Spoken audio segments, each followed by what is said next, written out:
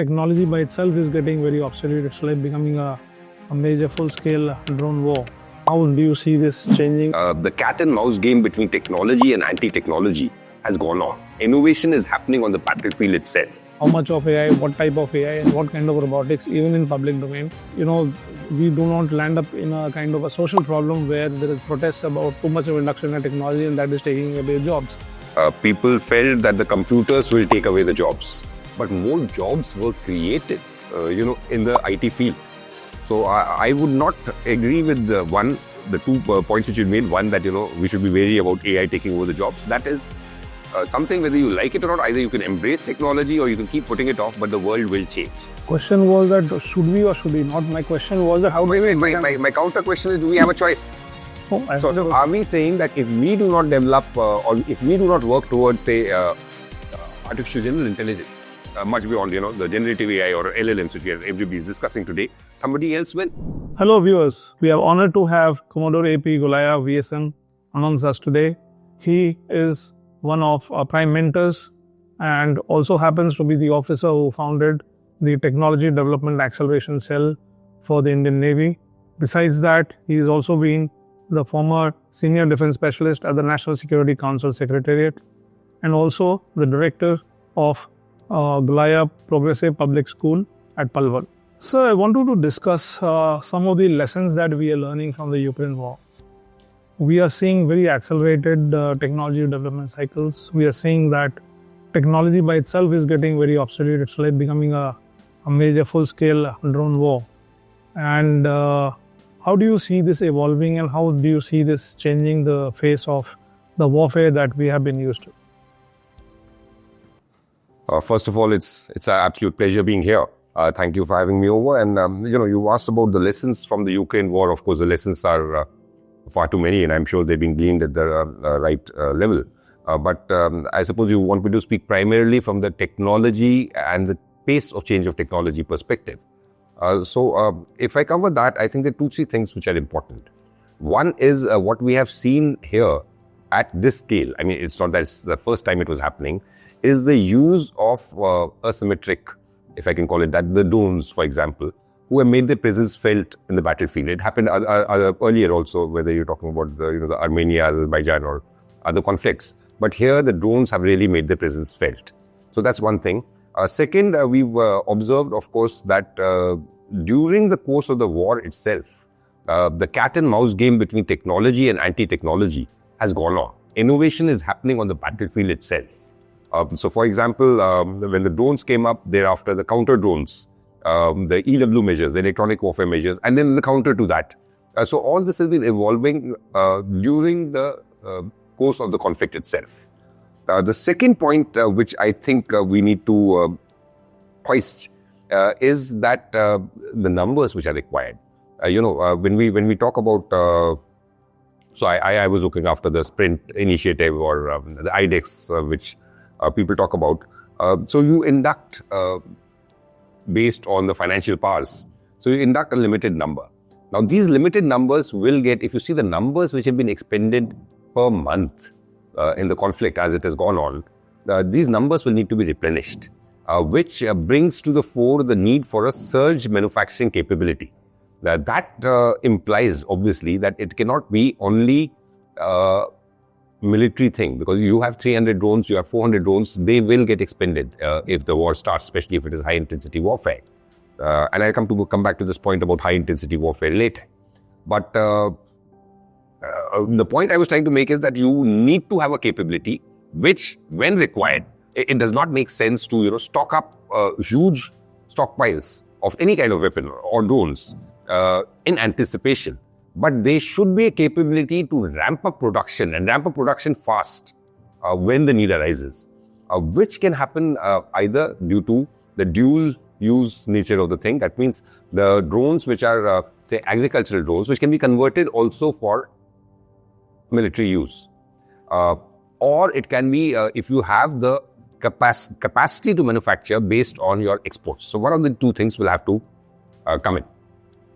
So coming back to the point which I said about high-intensity warfare, one thing which we've seen in the recent past, not only in Russia, Ukraine, which you mentioned, But even if you talk about, the thing which is going on in Israel and Hamas, so when you thought that, there was a very powerful adversary and a comparatively weaker adversary, and everybody expected that the war would be over in a matter of weeks, if not days. The era of shock and awe, where a very powerful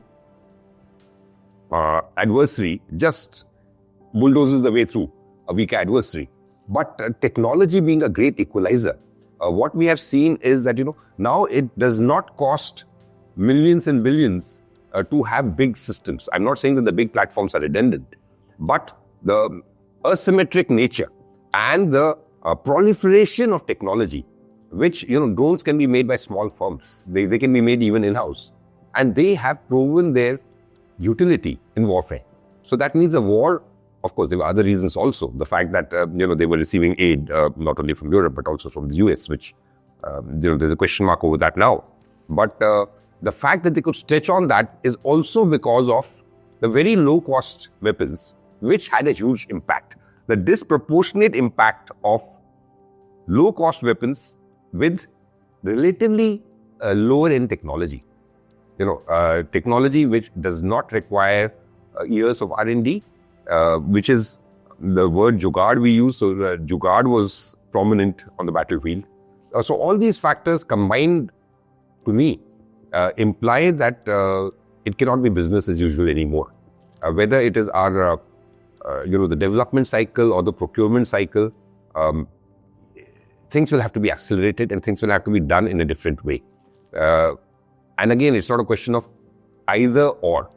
Do you need big platforms or do you need asymmetric capability? I think you need both. And so it's not this or this. It's this and this.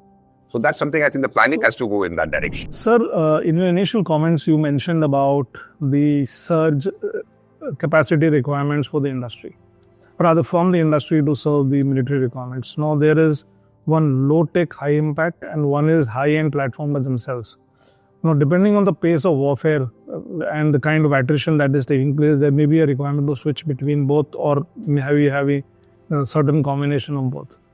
Now, given this kind of a requirement, how do you see the supply chain requirements that you need to be looked after, especially in the background of recent cases where some of the contracts were cancelled by one of the services? And how does India need to structure its supply chain and the military-industrial complex? Okay, so your question is about the supply chain, but I'll come to that subsequently.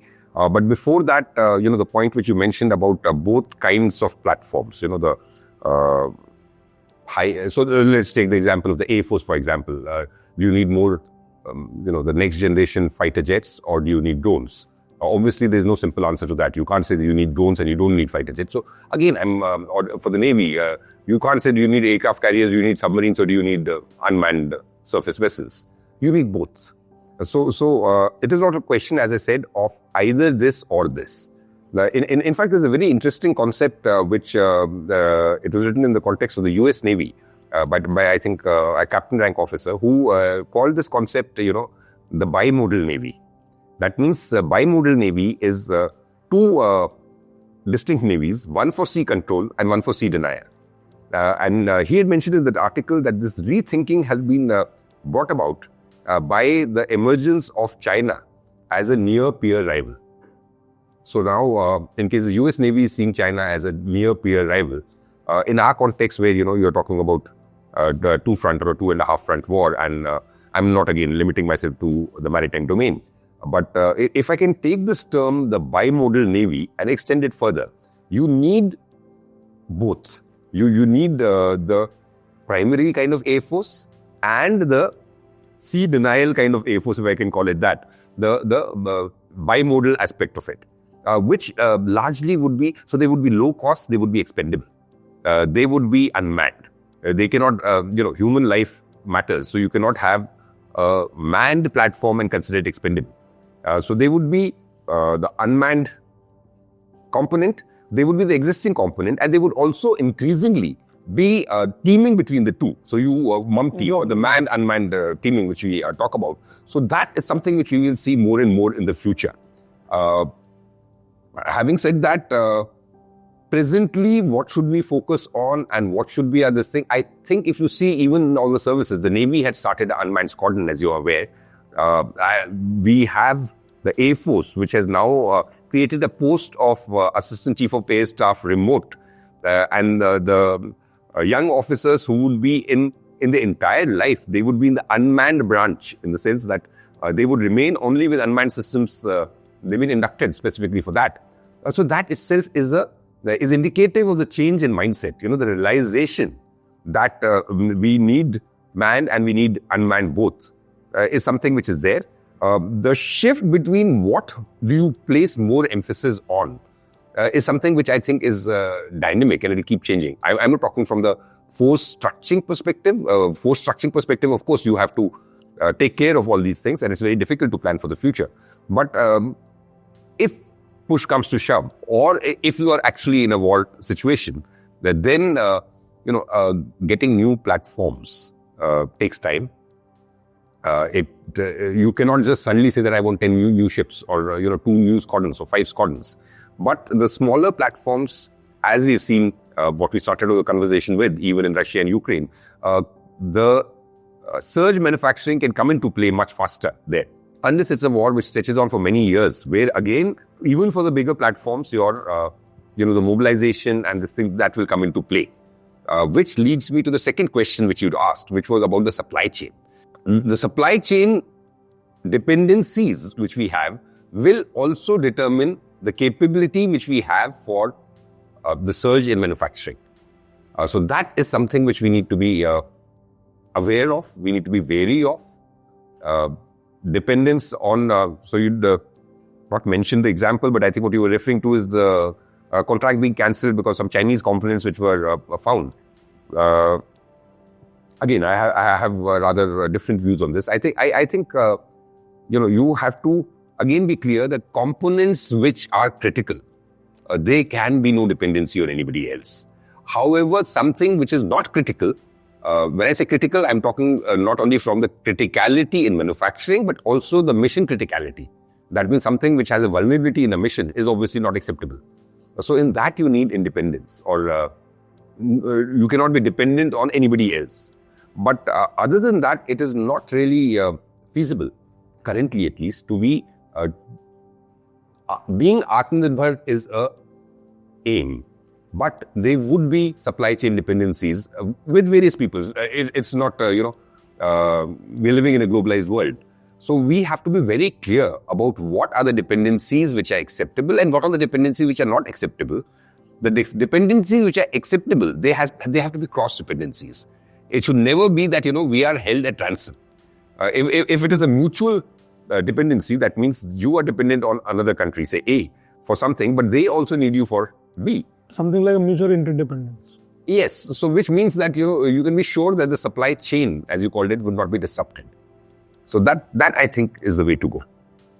So very interesting, sir. Like we just spoke about the shift from the manned wars to now increasing unmanned war. And now I'd like to increase the, those robotics on ground as well as say undersea, because all have played an important role in the Ukraine war. And we are also seeing an increased development of such unmanned capability with our northern neighbors, whether it is manned robots and they're doing gymnastics, and while they may be showing it for fun, but in the civil domain, but the militarization of it can have very, very deadly impact. And then come with that the associated technologies of AI, quantum, and swarms, and all those kind of things.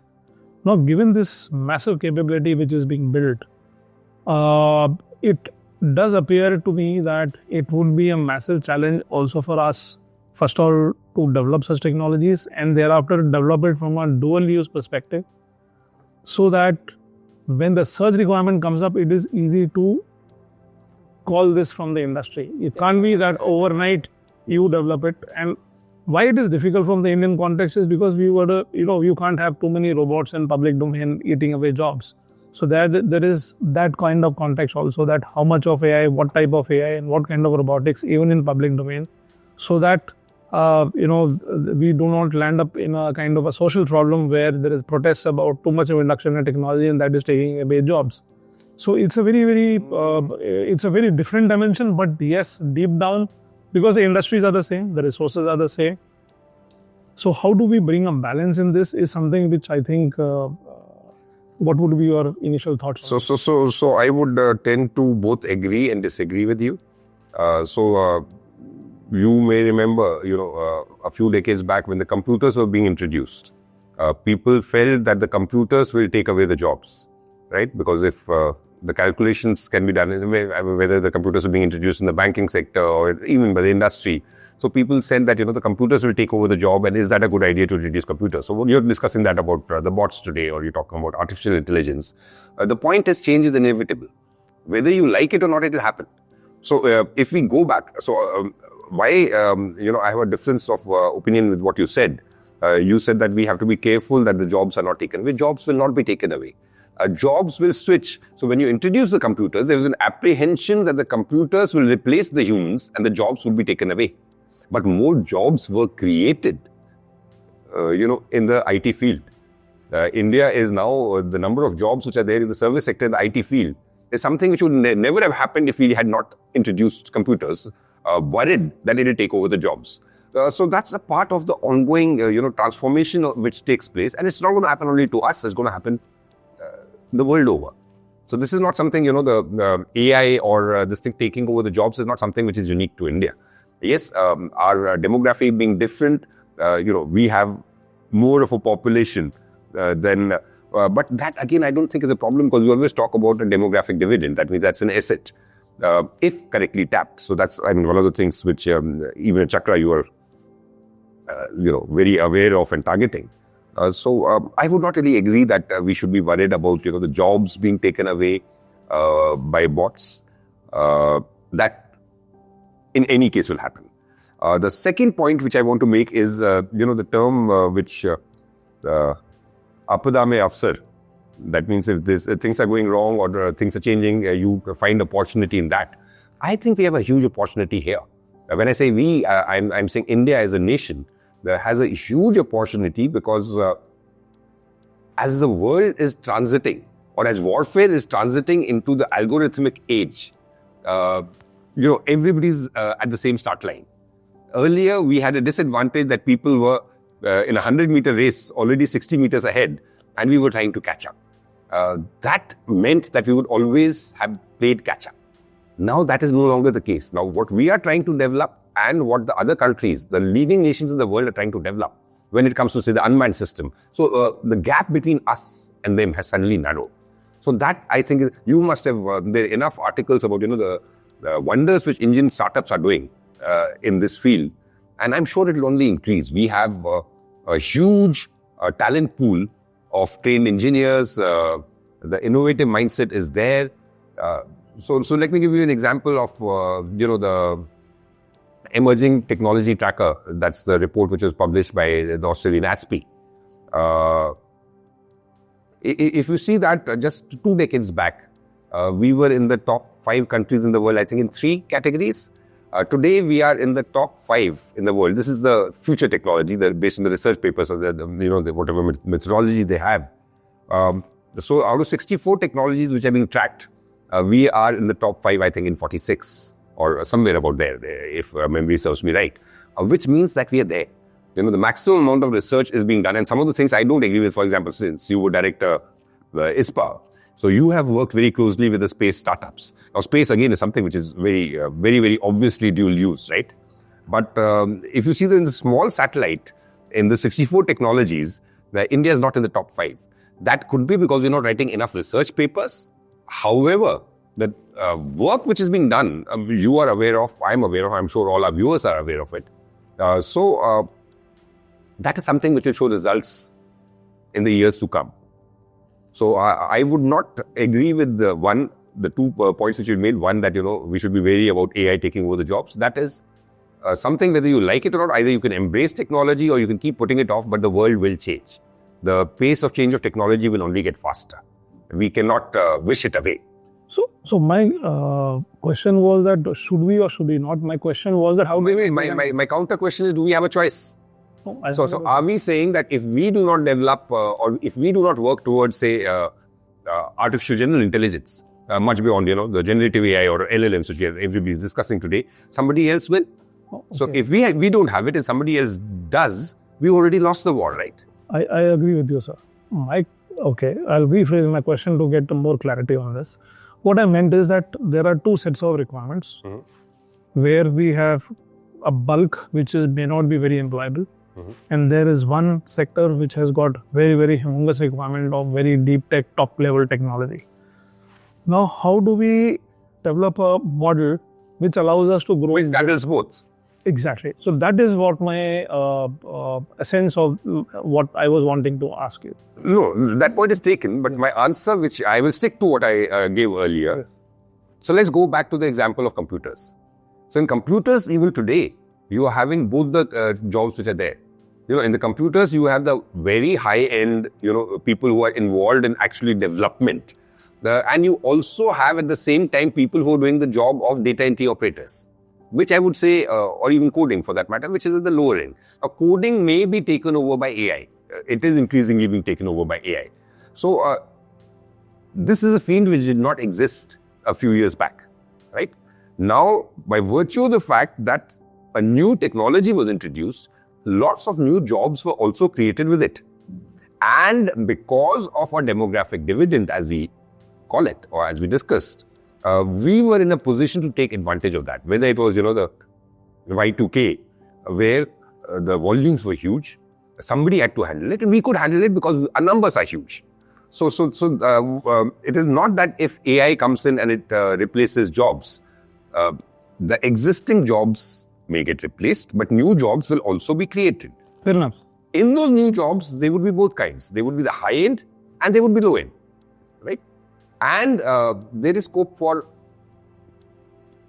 all kinds of jobs and all kinds of people, but you cannot say that because it may take away the job, so let's not get into this. That part is understood. That would be counterproductive. Right.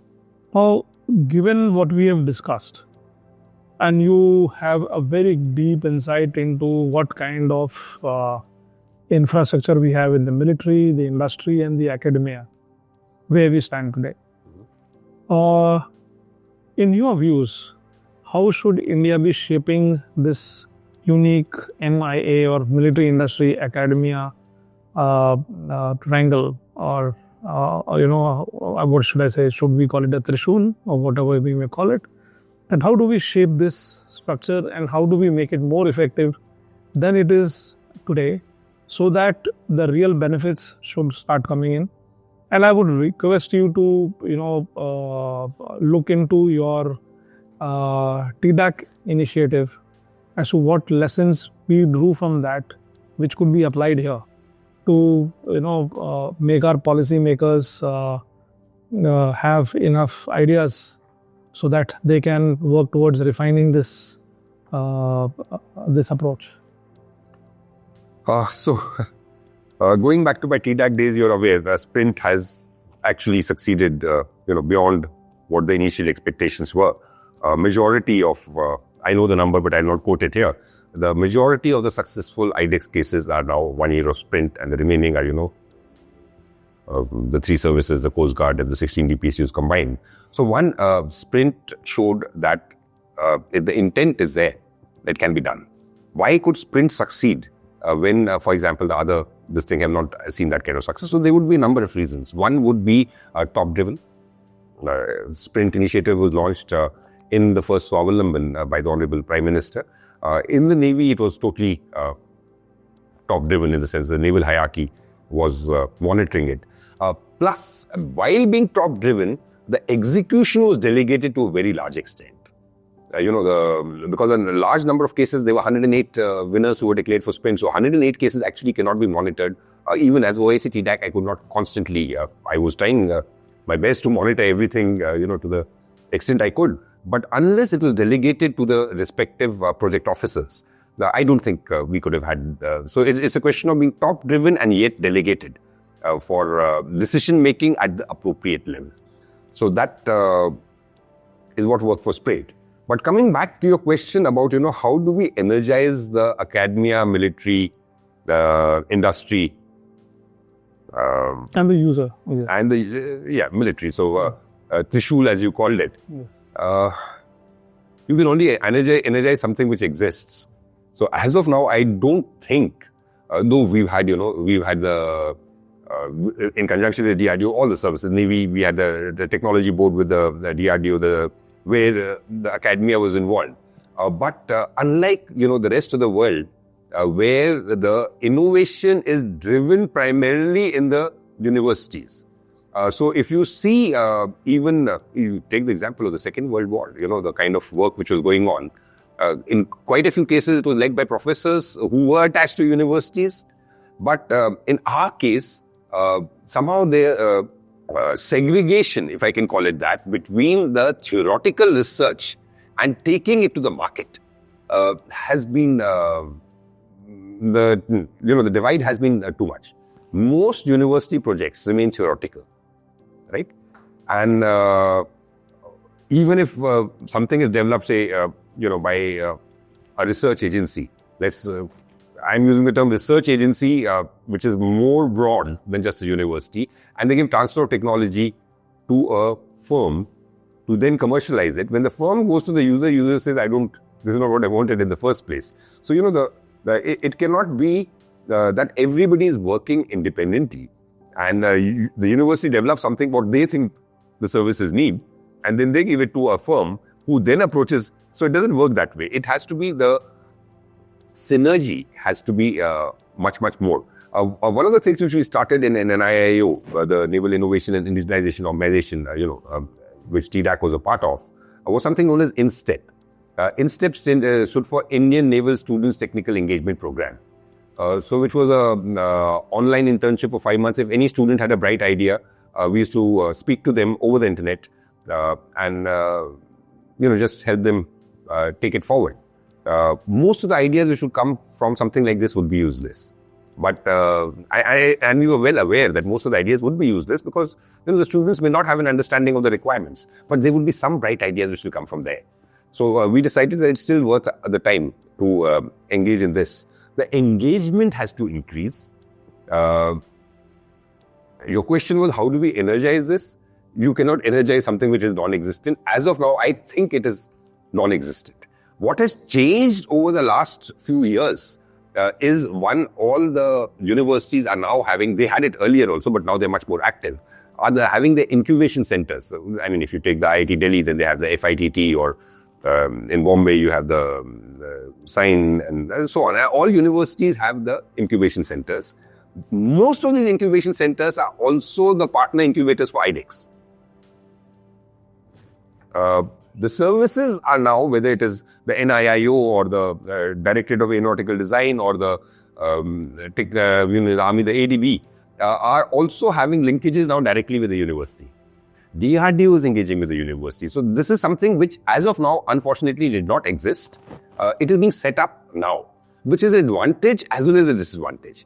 Disadvantage, of course, is that, we don't have anything substantial. We do have here and there in pockets. We don't have anything substantial.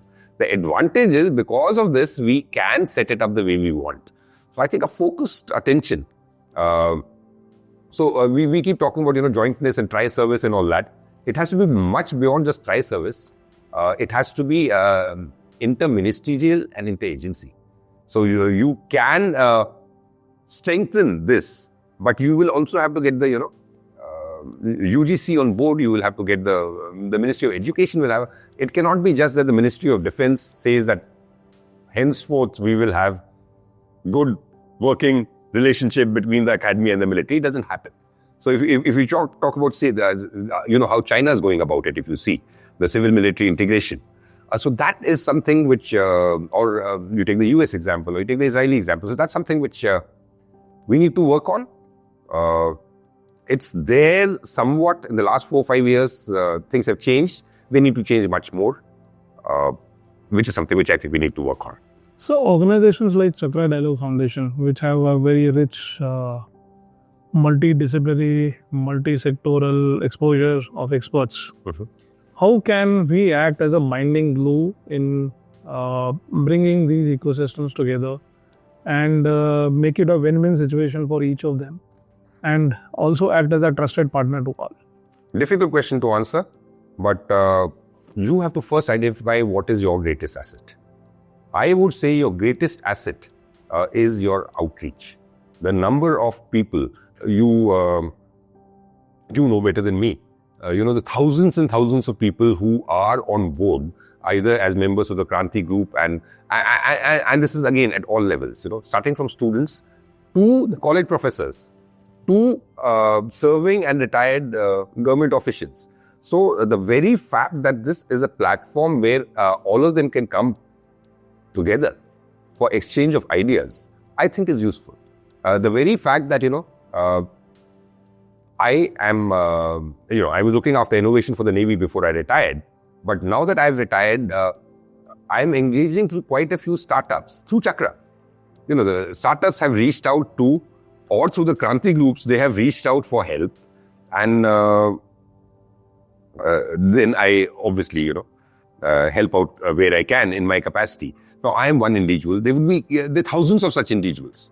So, one individual doing something is difficult.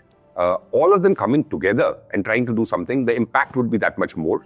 And if you have institutional support, so I keep telling people this, whenever I introduce Chakra to anybody, I said, just see the list of mentors. So now if you see in your list of mentors, you've got 3 former service chiefs, 2 former deputy NSAs. Of course, I'm not even mentioning the chief mentor, which is Governor Shekhar Dutt, who has been Army officer in 71 war. He's a Gallantry Award winner. Thereafter joined the IAS, rose to the Defense Secretary, then, was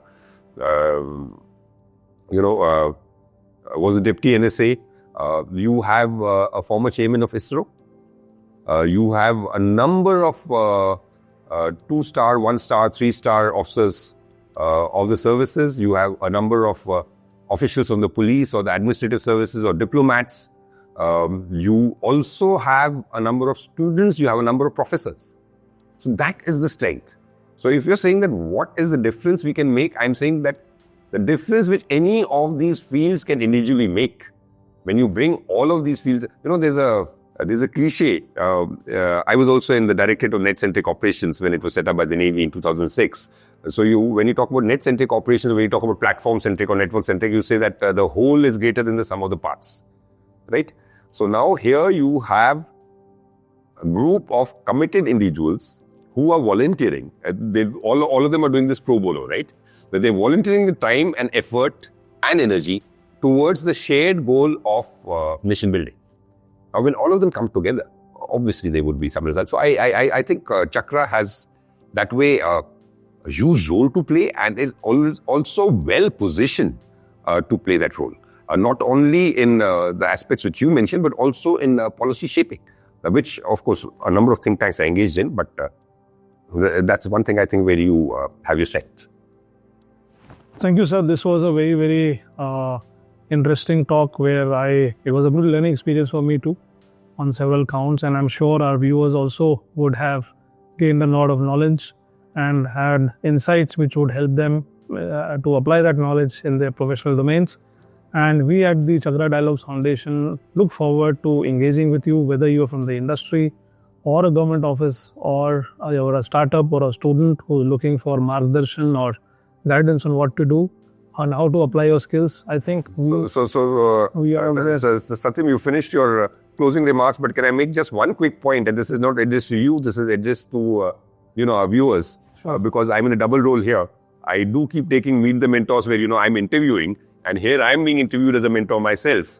But the point which I want to make is, and this is for the viewers, that CDF or Chakra Dialogues Foundation is a fairly young think tank which has just been set up. It's doing some good work. But, the joke is that a think tank which does not have outreach becomes nothing more than an ink tank. So to ensure that CDF becomes a think tank which shapes policy rather than remaining an ink tank, what is important is that more and more people know about it, more and more people contribute to it. So I will just request, and I'm doing this on his behalf now, I will just request, if you like this podcast or the other podcasts like this before this, please do like, share, subscribe. Your support matters. Your support counts. Thank you so much, sir. Thanks. Thank you. Thank you for having me here. It was our absolute pleasure being here.